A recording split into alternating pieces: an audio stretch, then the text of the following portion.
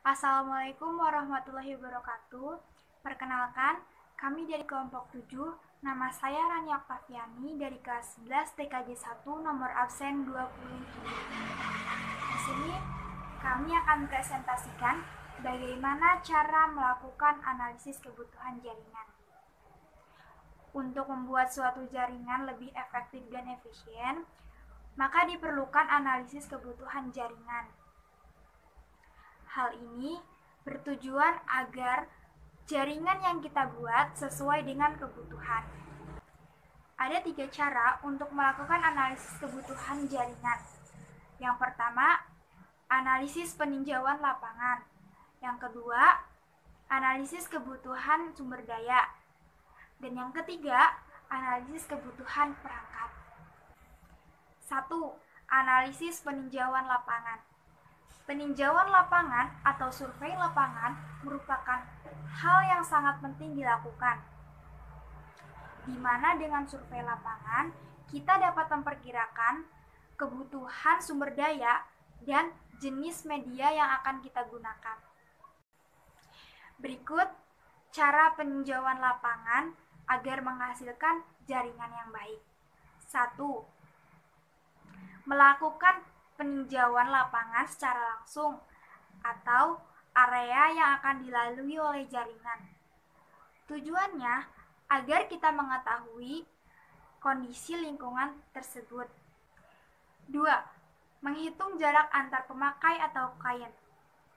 Dengan mengetahui jarak antar klien, kita dapat memperkirakan kebutuhan perangkat atau kabel yang akan digunakan.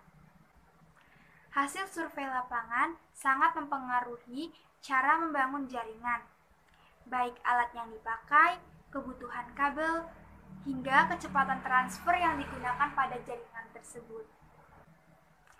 2. Analisis kebutuhan sumber daya. Sumber daya pada jaringan menjadi titik pusat perhatian oleh setiap orang yang menggunakan jaringan tersebut, baik klien atau pemakai, maupun administrator jaringan tersebut. Ada beberapa faktor yang menjadi pertimbangan dalam menganalisis kebutuhan sumber daya, yaitu 1. Kebutuhan pemakai atau klien. Maksudnya, kita harus tahu kebutuhan klien seperti apa. Apakah membutuhkan jaringan yang dapat diakses online 24 jam atau hanya sekedar jaringan lokal biasa, sehingga kita mengetahui tipe jaringan apa yang seharusnya kita buat. Nama saya Sandra Loria Maseji, kelas 11 TKJ 1 dari kelompok 7. Di sini saya akan melanjutkan analisis kebutuhan sumber daya. Yang kedua, jumlah pengguna rata-rata. Untuk mengetahui pengguna rata-rata, biasanya suatu perusahaan melakukan survei. Survei tersebut dilakukan untuk mengetahui berapa saja yang menggunakan jaringan tersebut. Jadi, perusahaan tidak akan boros. Yang ketiga, kecepatan transfer.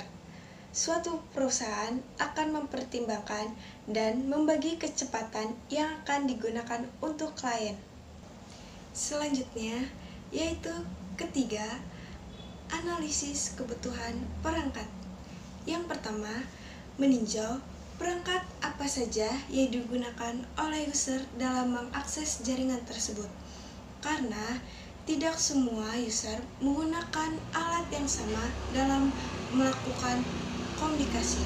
Yang kedua, media transmisi. Kita perlu tahu apa yang digunakan media transmisi tersebut. Apakah media transmisi tersebut berupa kabel atau tanpa kabel, yang biasa disebut wireless.